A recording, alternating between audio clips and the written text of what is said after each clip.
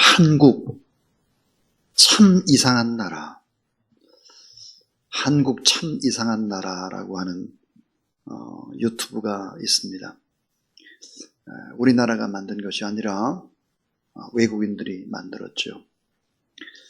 이 한국 참 이상한 나라, 외국인들이 감탄하고 또 경탄하고 한국인의 유감없는 위기 극복의 기질을 발휘하고 있는 아주 자랑스러운 한국인의 모습을 소개하고 있습니다.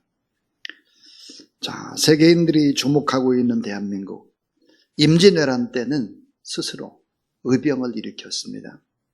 일제강점기는 독립운동을 하고 IMF 때는 그 어느 나라에도 볼 수 없는 자발적으로 금모으기를 하고 코로나19의 모습 속에서도 선진국이라고 하는 영국이나 미국이나 독일이나 이런 나라에서는 마트를 싹쓸이 하는데 대한민국은 그렇지 않았다. 이 한국은 참 정치를 빼고 제가 하는 얘기 아니에요. 정치를 빼고 어려운 일이 있을 때 모두 다 협력하는 엄청난 저력의 나라다. 이렇게 평가를 하고 있습니다. 자, 이 같은 한국인의 기질을 간파하고 정리한 지성이 있었습니다.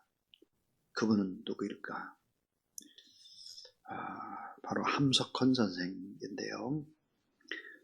뜻으로 본 한국 역사, 아마 40대 이상들은 다 읽었으리라는 생각이 듭니다. 원래 이 뜻으로 본 한국 역사는 그 이전에 성서로 본 한국 역사라고 하는 제목으로 그 책이 나왔고, 나중에 뜻으로 본 한국 역사라는 책으로 명저 중에 명저죠. 저도 여러 번 읽어서 참 많은 참 도움을 받았던 그런 책 가운데 하나입니다.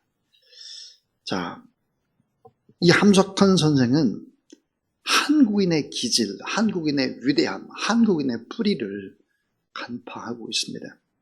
뜻으로 본 한국 역사에서 한국인의 그 저력, 힘, 그 뿌리가 어디 있는가 세 가지로 얘기를 하고 있죠. 그 하나가 뭐냐면, 자, 고난에서 뜻을 찾는 기질이다. 고난에서 뜻을 찾는 기질이 있다 하는 것입니다. 자, 뜻을 찾으면 하나로 뭉치고 하나로 뭉쳐서 몸을 바치고 헌신하는 그런 기질이 한국인에게는 있다 하는 것입니다. 자, 이 고난이라고 하는 것은 가난이나 궁핍이나 또 환난을 의미하죠. 참으로 견딜 수 없는 슬픔의 역사가 한국의 역사입니다.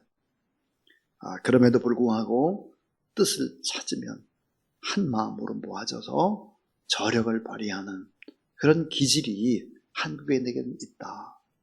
또 하나는 이 한국인은 어질고 너그럽다 하는 것입니다. 한문으로 인이죠, 인. 원래 어질고 너그럽기 때문에 사실은 위기나 재난의 때 오히려 사재기를 한다든지 나만 생각한다든지 그런 민족이 아니라 하는 것입니다.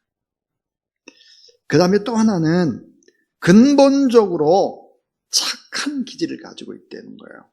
너무 착하죠. 그래서 따뜻함이 있습니다. 눈물이 있고 열정이 있는 그런 나라.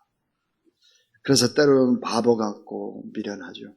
착하기 때문에 고난을 당하고 쉽게 어려움을 또 당하지만 이런 기질 때문에 다시 한국이 일어난다. 이걸 간파한 지성, 함석헌 선생입니다. 자, 고난에서 뜻을 찾는 기질, 어질고 너그럽고 근본적으로 착한 기질을 가지고 있다. 그렇습니다. 이 뜻으로 본 한국 역사에서 이 함석헌 선생이 이런 얘기를 하고 있습니다. 이제 물질의 시대는 점점 끝나간다. 정신의 시대가 다가온다. 지성의 시대가 온다. 그러므로 생각을 깊이 해야 한다. 생각을 깊이 하는 민족, 특별히 젊은이들이 생각을 깊이 해야 한다. 물질에 초점을 둬서는 안 된다. 이렇게 얘기를 하죠. 이 함석헌 선생이 쓴 뜻으로 본 한국 역사의 맨 마지막 구절은 이렇게 끝을 맺습니다. 칼을 내려놓고 깊이 생각하자.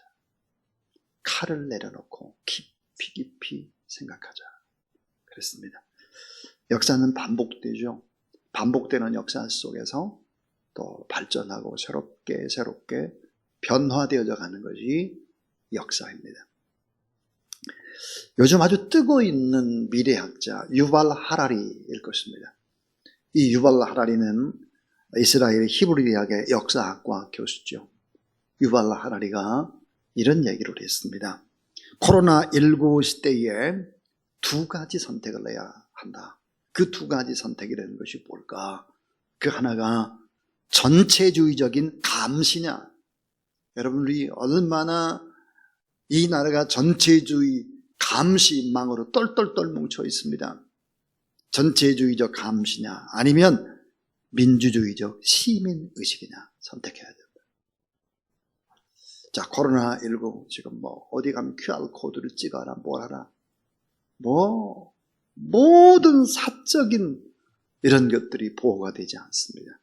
전체주의적 감시냐 민주주의적 시민의식이냐 이게 하나고 또 하나는 민족주의적인 고립이냐 고립 아니면 글로벌 연대냐 그랬습니다. 나만 우리 또 교회만 우리 민족만 생각하는 이런 민족주의적 고립이냐 글로벌 연대냐 이게 선택해야 될 두 가지 가운데 우리는 꼭 선택을 해야 된다 그랬습니다. 근데 제가 보니까 우리나라는 이미 선택을 했습니다. 어떤 선택을 했을까요? 자, 민주적 시민의식 우리가 선택하는 것입니다. 또 하나는 글로벌 연대 의식입니다. 이런 고양된 의식, 이런 대한민국이 가지고 있는 이런 저력들이 참 놀랍다 그런 생각이 듭니다. 혼자만 잘 살겠다는 고립주의가 아니라 이기주의, 민족주의를 뛰어넘어서 함께 잘 살겠다는 이 고양된 의식, 이 고양된 의식이 한국인이 가지고 있는 저력 가운데 하나다 하는 것입니다. 자, 사랑하는 여러분, 오늘 성경은 이런 의식을 가지고 이웃을 사랑하라라고 하는 계명입니다. 이웃을 사랑하라. 자, 코로나19 시대에 더욱더 생각하고 더욱더 힘써야 할 일은 사랑을 실천하는 일입니다. 나라와 민족과 이웃을 생각하면서 또 세계를 바라보는 이런 시각들을 가져야 할 것입니다. 자, 지금까지 우리는 성경에 나타난 사랑에 대해서 말씀을 전했습니다. 월요일 날에는 사랑에도 순서가 있습니다. 순서. 이 순서가 어그러지면 안 된다 그랬어요. 아주 중요한 얘기였습니다. 그 다음 두 번째는 자기를 사랑하라. 자기. 주 안에서 나를 사랑하지 않으면 절대로 안 된다. 나를 사랑하지 않으면 사실은 자기 파괴, 공격으로 나가게 된다. 이 주변의 사람들이 전부 다 상처를 빵빵 입어요. 자기를 사랑하라. 그 다음 내 부모를 사랑하라. 이 부모를 사랑하는 것이 삼중의 축복이고 또 우리가 잣되고 미래 나라와 민족이 잣되는 길이다 하는 얘기를 했고, 네 번째는 주님의 몸인 교회를 사랑하라 그랬습니다.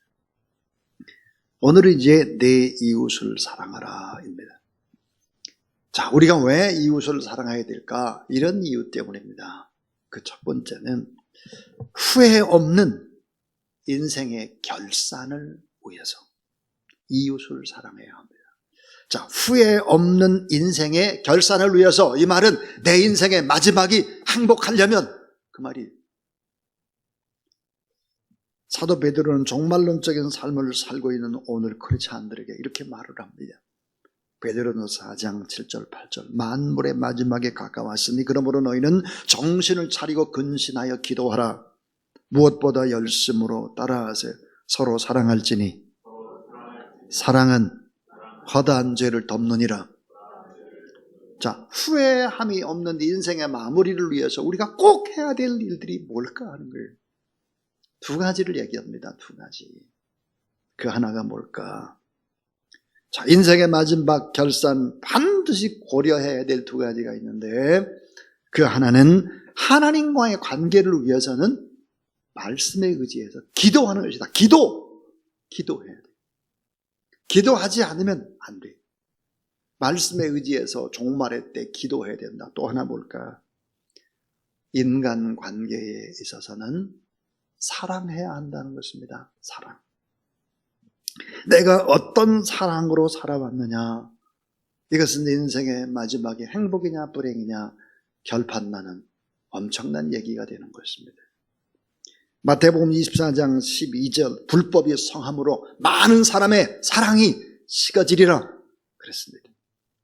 디모데후서 3장 1절, 네가 이것을 알라, 말세에 고통하는 때가 이르르니 사람들은 자기를 사랑하며. 이 자기를 사랑한다는 것은 이기적인 사랑을 얘기하는 거죠. 우리가 화요일날 얘기했던 자기 사랑과는 다르다 그랬습니다. 자, 자기를 사랑하며, 좀 더 정확히 번역을 하면 자기만을 사랑하며 자기밖에 모르며 이웃에게는 관심이 없고 극도의 이기심이 지배하는 사례, 서로서로 싸우고 물질을 위해서 경쟁하는 약육강식의 시대가 도래하게 될 것입니다. 이런 때 우리가 해야 될 일은 말씀에 의지해서 뜨겁게 간절히 기도하고 사람들과의 관계에서는 사랑으로 행해야 된다. 그래야 후회 없는 인생의 결산을 하게 될 것이다. 언제나 행복하게 인생의 후반부로 갈수록 더 복되고 아름답게 될 것이다. 이게 성경의 이야기입니다.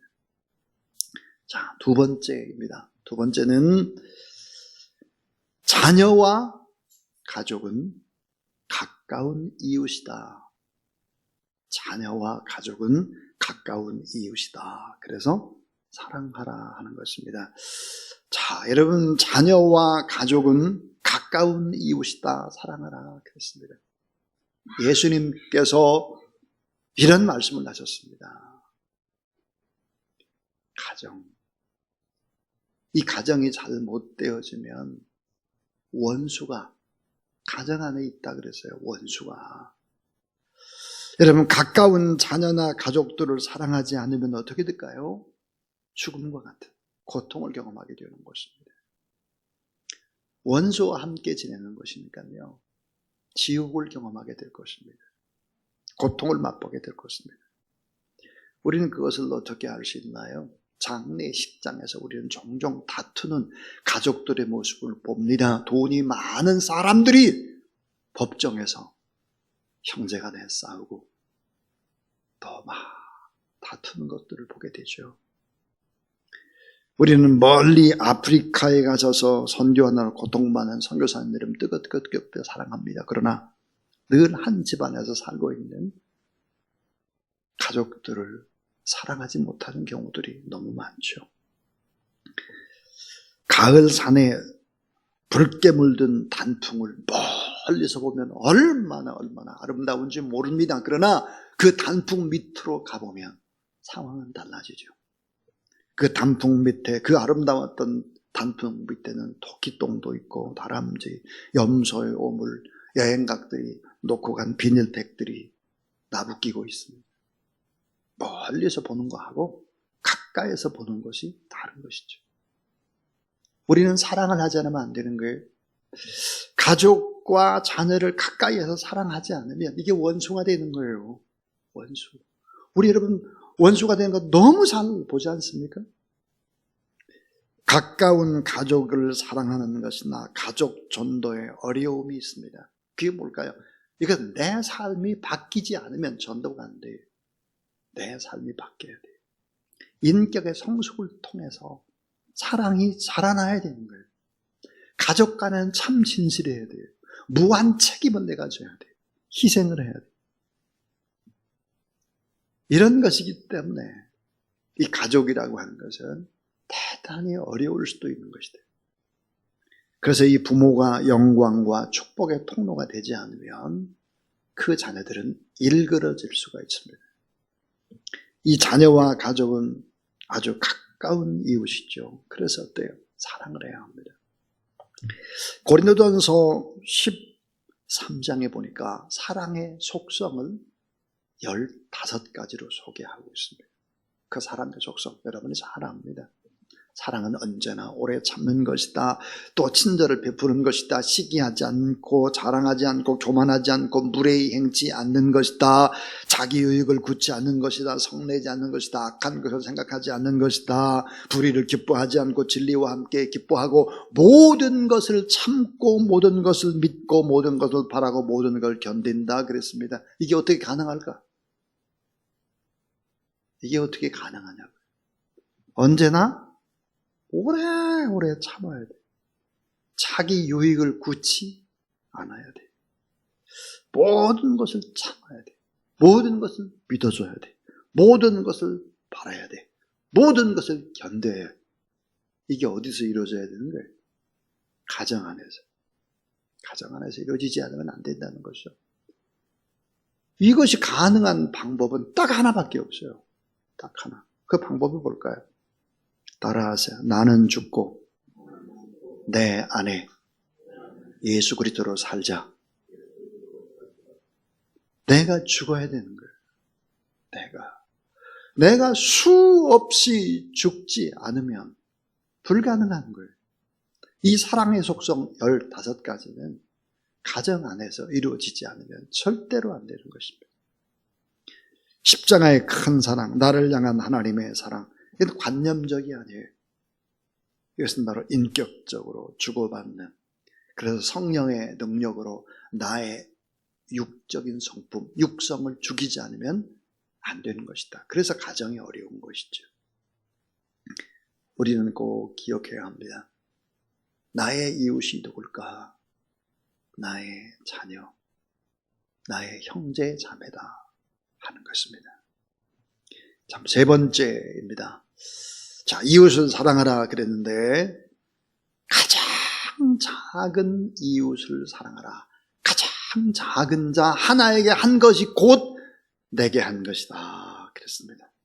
자, 여러분, 우리가 이웃을 사랑하지 않는다라고 하는 것이 무엇일까? 이것은 구원과 절대적인 관계를 맺고 있습니다. 이웃을 사랑하지 않는다. 구원받지 않은 사람이라고 못 박습니다. 요한일서 4장 12절, 어느 때나 하나님을 본 사람이 없을 때 만일 우리가 서로 사랑하면 하나님이 우리 안에 거하시고 그의 사랑이 우리 안에 온전히 이루어지느니라. 요한일서 4장 20절, 오늘 우리가 읽은 본문이죠. 누구든지 하나님을 사랑하노라 하고 그 형제를 미워하면 이는 거짓말하는 자니 보는 바 그 형제를 사랑하지 않은 자가 보지 못하는 바 하나님을 사랑할 수 없느니라.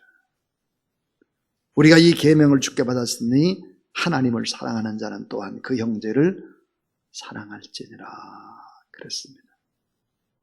근데 이것보다 더 확실하게 못을 꽝 박아두는 것이 있죠.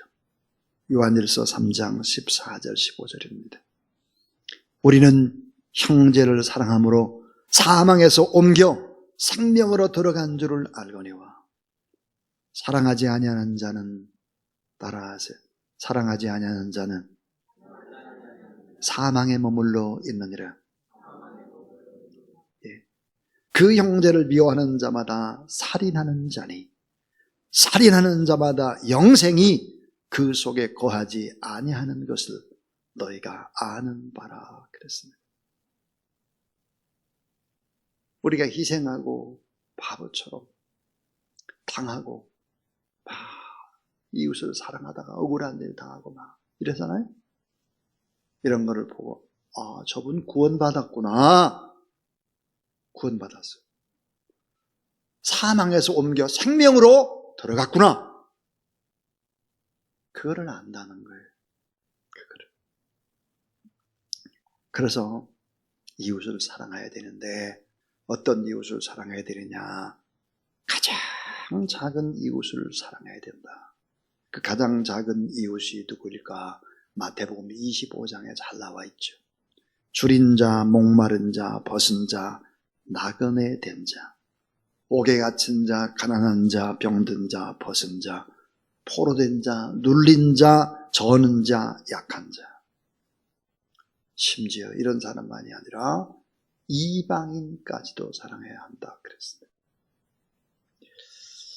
자, 예수님은 누구실까? 우는 자의 위로가 되주시고 없는 자의 풍성함, 약한 자의 강함, 눈먼 자의 빛이고 죽을 자의 생명이고 병든 자의 고침이다. 그래서 내 이웃을 내 자신과 같이 사랑하라 그랬습니다.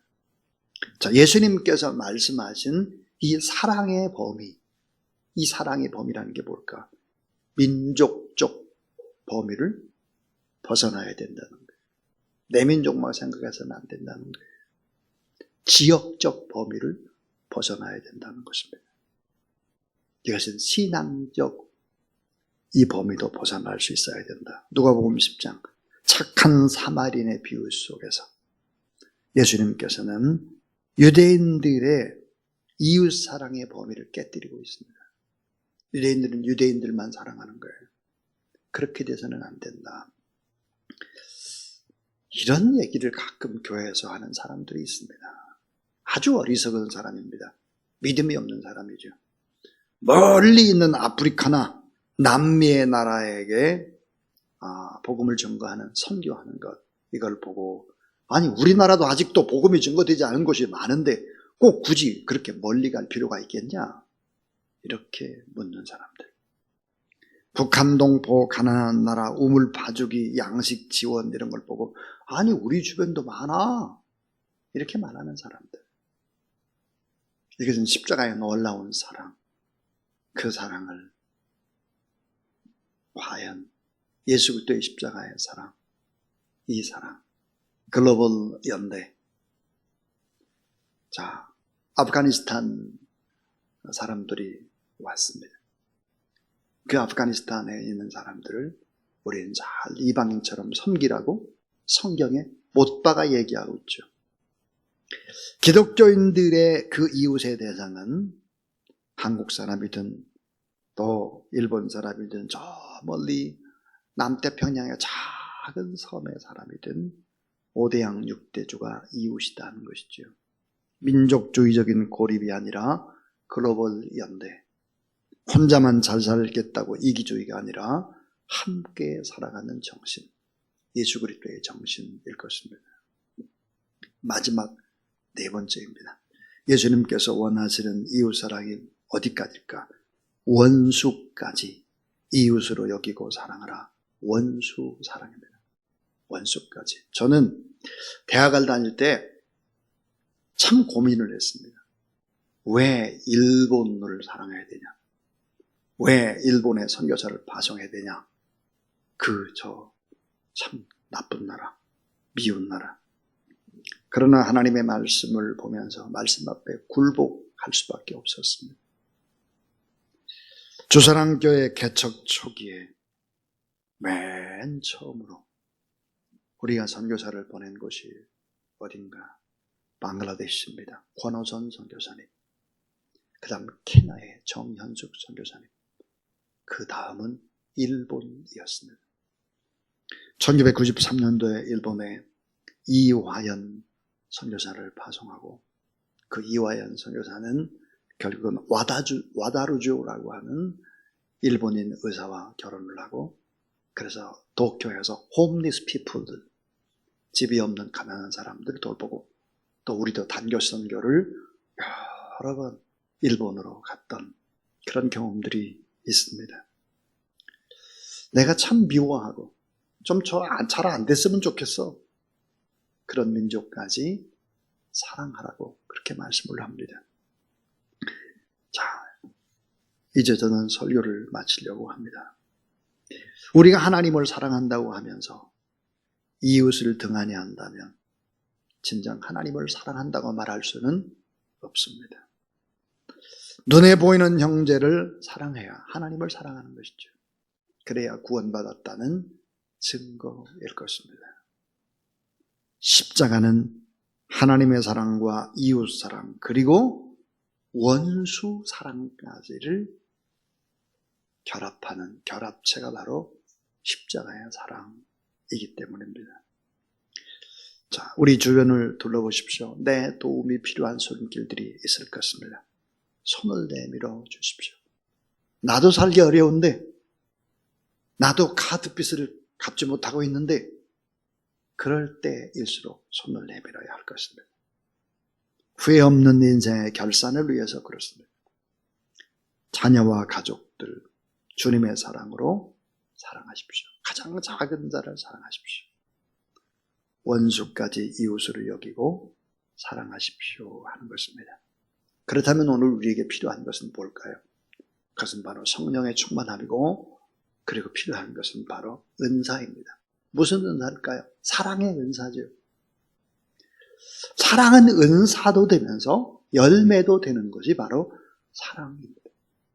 내게 믿음의 은사를 주세요. 특별히 사랑의 은사를 주세요 라고 우리가 기도하면서, 기도만 하지 말고 이제는 무엇을 해야 될까? 의지적인 결단을 해야 할 것입니다. 이 시간 우리 하나님 앞에 예수 사랑해요 이 찬양 하나님 앞에 2번 드린 후에 우리 신혜정 목사님 나오셔서 축도함으로 이제 금요일 특별 새벽 부흥회 마치겠습니다.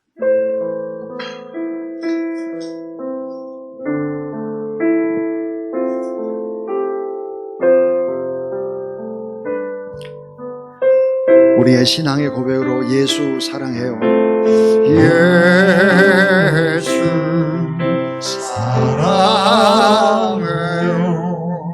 나 주 앞에 엎드려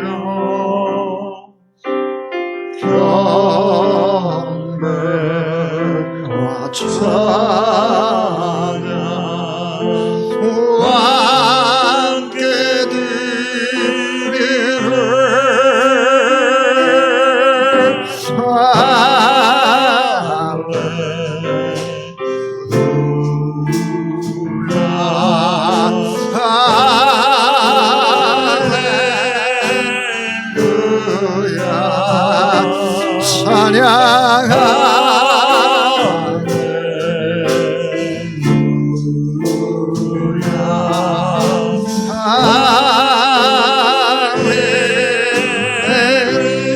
예수 사랑해요.